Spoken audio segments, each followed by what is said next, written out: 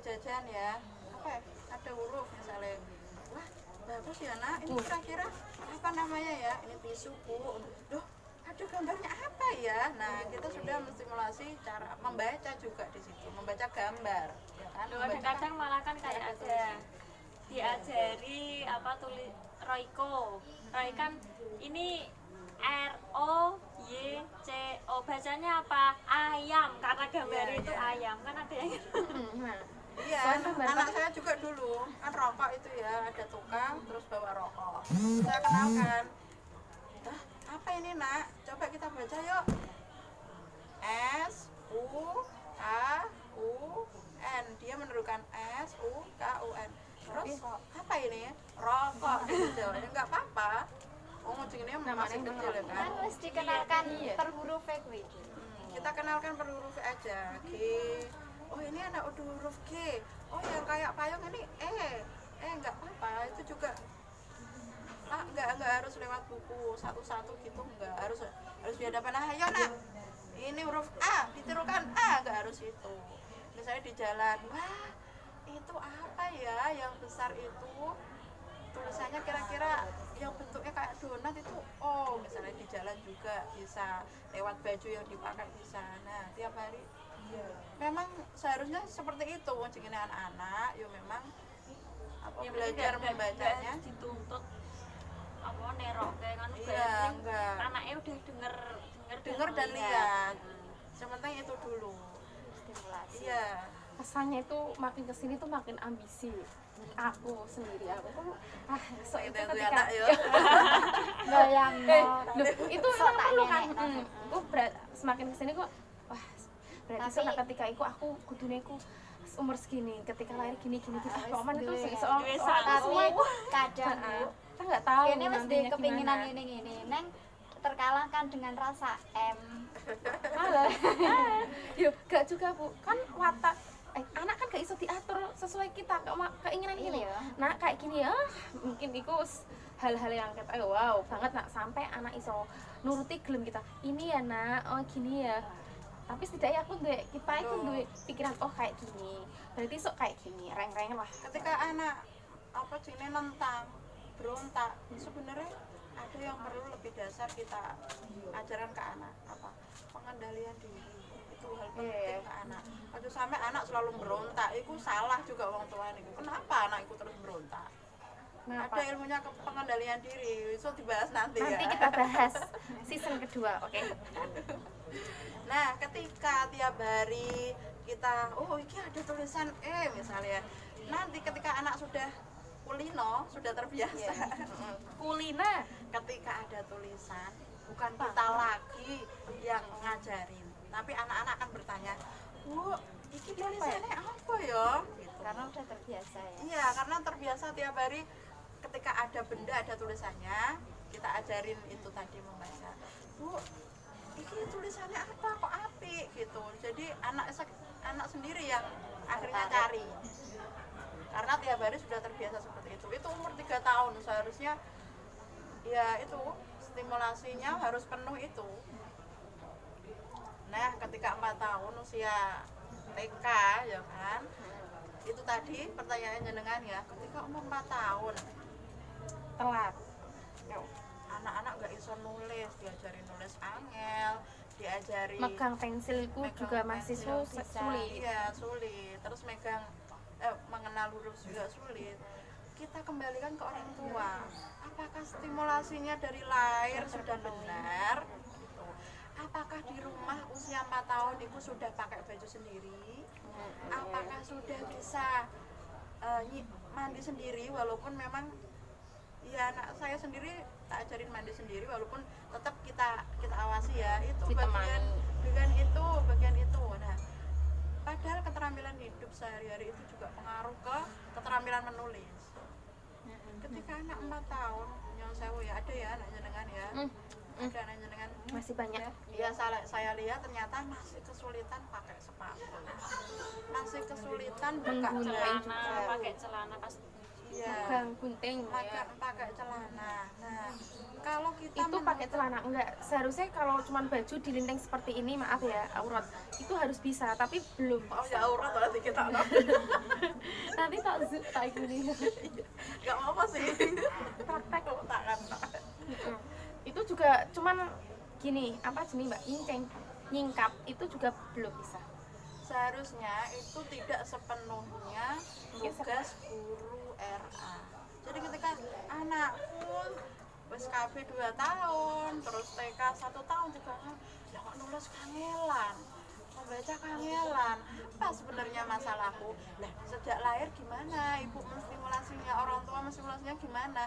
Jangan-jangan nggak pernah stimulasi, jangan-jangan nggak pernah diajari. Nah, jadi tidak sepenuhnya kesalahan guru ya.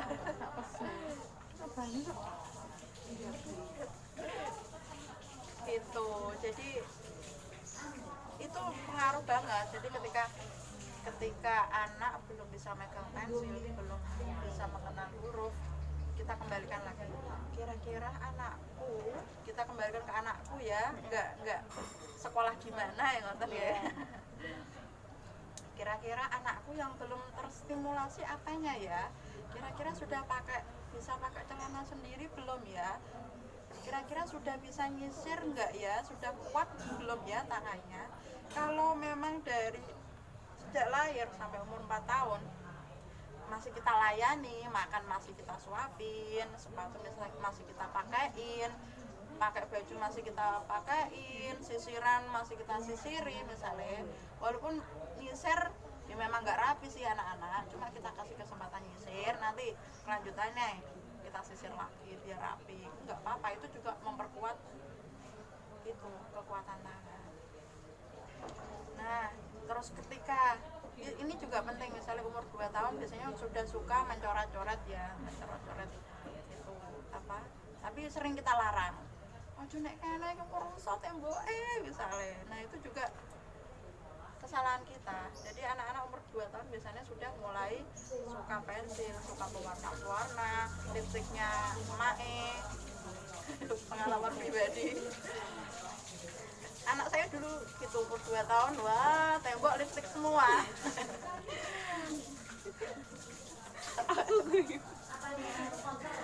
Mboknya cara pakai lipstiknya habis. Tiga coret-coret tembok. Nah, aku kan guyu. kenapa? Oh, Mbak Desi. Kamu juga.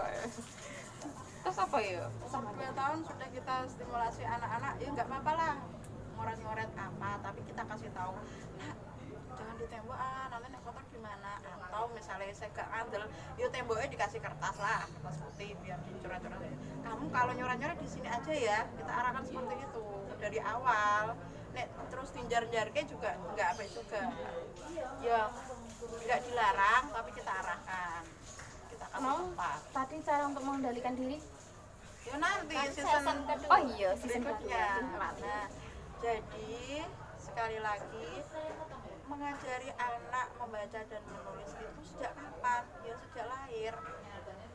Sejak lahir kita stimulasi apa-apa yang menjadi modal dari membaca dan menulis. Dari modalnya membaca berarti dia harus banyak kosakata. Ketika anak ya Dengan cara komunikasi terus. ya ketika anak-anak ngomongnya cuma sidik-sidik, kosakatanya cuma sedikit, kita ajari membaca, ya memang mungkin bisa membaca, tapi maknanya juga nggak bisa. Ya, sing penting Berarti kuwi. kalau Iya. anak masih pelo itu juga berpengaruh karena itu ya, jarang dijak komunikasi gimana? Yo Anak belum masih tentu, pelo. belum tentu Juga juga. 100% kok. Ya. Ya itu juga. Iya, terus Tapi enggak semuanya. terus penuh. Stimulan. Udah, tadi berarti kamu udah itu. Kira-kira udah cukup? Kita tahu penyampaian? sendiri ya, di Indonesia itu kita peringkat membaca di 7 dari bawah sedunia. Kenapa kok bisa? Padahal anak-anak Indonesia itu mulai usia TK sudah bisa membaca rata-rata, ya enggak?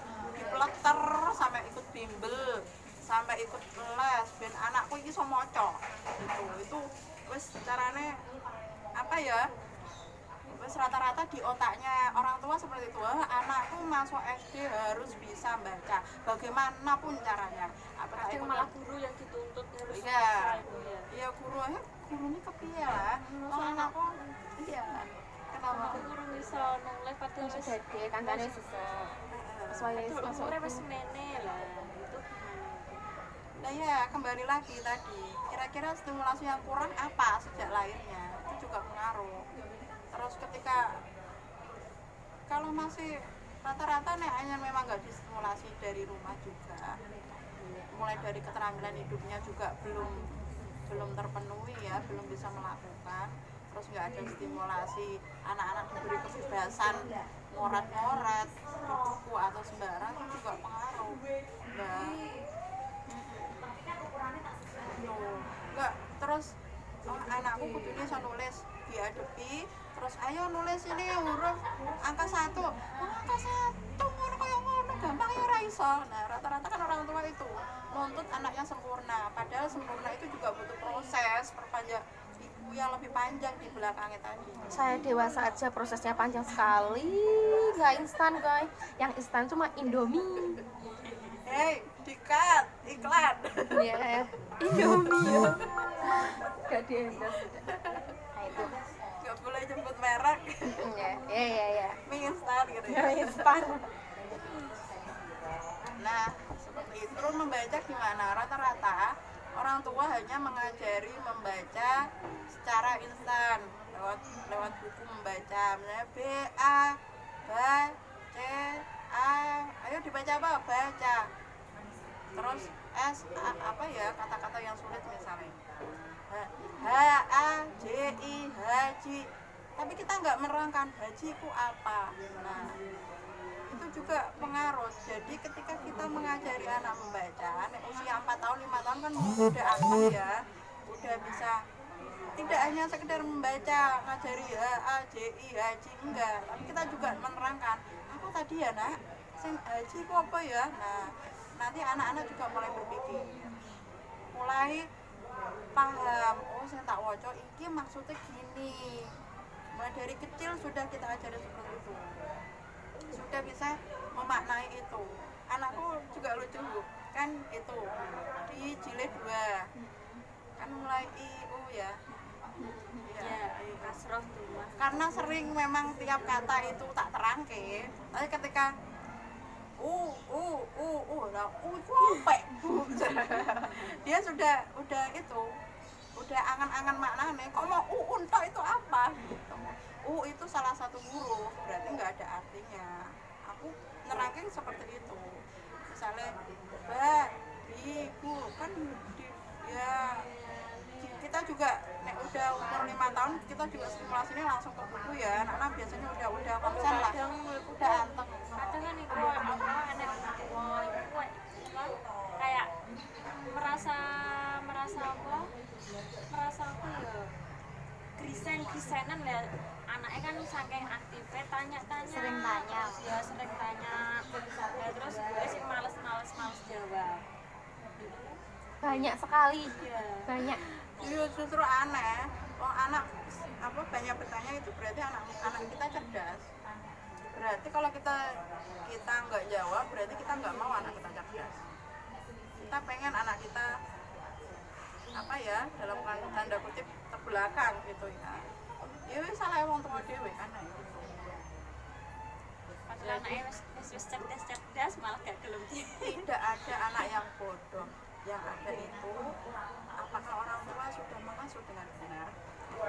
Tanda tanya. Abot ya, berat memang jadi ibu berat. Iya memang rata-rata ibu yang ngasuh utama ya, enggak ayah ya. Ada juga ayah Yang berperan. lahirnya kan ibu. Terus ayah peran pentingnya seperti apa? Nah mungkin di vlog-vlog berikutnya. Kok ibu, anakku urung iso maca ibuke kepiye? Anak kok urung, nah ibuke piye? Biasanya yang sering disalahkan ibu. Jarang-jarang ayah, jarang-jarang bapak ya. Benar. Padahal gawene bareng-bareng. Jadi kapan? Nah itu tadi kembali lagi, kenapa orang Indonesia padahal usia TK sudah rata-rata harus bisa membaca, dituntut orang tua membaca, tapi kok kemampuan orang Indonesia di dunia itu nomor 7 dari bawah? Karena apa? Rata-rata orang tua hanya menuntut anaknya bisa membaca secara fisik, enggak secara apa maknanya. Membaca nggak hanya tulisan ya, kita pahami misalnya sini luar sini, lu nak lihat ah, oh sampah banyak ya, jadi orang-orang di sini nggak buang sampah di tempatnya. Itu juga melatih membaca. Maksudnya apa? Melatih membaca lingkungan. Karena di Quran sendiri jadilah ada ayat tersurat dan ayat tersirat. Ada ayat yang kelihatan dan ada ayat yang membaca juga seperti itu. Ada membaca yang berupa tulisan, ada yang membaca sekitar lingkungan. Itu juga pengaruh ke makna membaca itu sendiri. Jadi sering-seringlah dibawa ke Keluar. Iya, tapi musim corona ya nggak tahu. Tak harus keluar kota, Iya. tak harus Di dalam rumah misalnya lo lihat ah, di TV misalnya, di TV lo banjir nak, kasihan ya. Oh iya tahu. Kenapa ya kok bisa banjir? Nah itu juga melatih membaca dengan makna tersirat, makna tersembunyi. Itu juga sebenarnya melatih anak-anak agar ya terstimulasi membaca. Oh, kenapa ya kok akhirnya ada keinginan, coba kita lihat yuk, kita baca kenapa kok bisa banjir. Nah kita kembali ke buku misalnya, ada buku tentang kenapa apa ya penyebab banjir misalnya, kita masukkan di situ. Jadi anak-anak membaca buku tidak hanya sekedar bisa membaca, tapi kira-kira dia mengetahui, oh apa ya kira-kira yang saya dapat ketika saya membaca. Dan ketika anak-anak sudah terbiasa dengan interaksi dengan buku-buku, maka anak-anak pun kebiasaannya juga ke buku. Saya sendiri nek pergi jauh-jauh itu biasanya oleh-olehnya adalah buku. Jadi anakku sendiri nek datang, Oleh-oleh itu jajan, tas, baju. anakku nek datang, ibu beli buku baru. Bacalah, bukan bakarlah.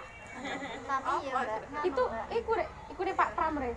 Bacalah, bukan bakarlah. Gak tahu kira Pak Pram. tapi pengaruh dengan Mbak Makna itu pengaruh. Anak itu jadi cepet iso maca, iya. Soalnya sing tak amati selama itu. Sing memang dia paham apa sing dibaca, itu langsung ngerti ngarepe kok. Iya, lebih mudah. Iya tapi. Pengaruh. Udah ya, anak lama-lama makin bosen langsung keluar lagi. Udah, terima kasih. Mungkin bisa diambil kesimpulan, berarti mengajari anak membaca dan menulis itu ketika anak itu lahir. Sejak anak lahir.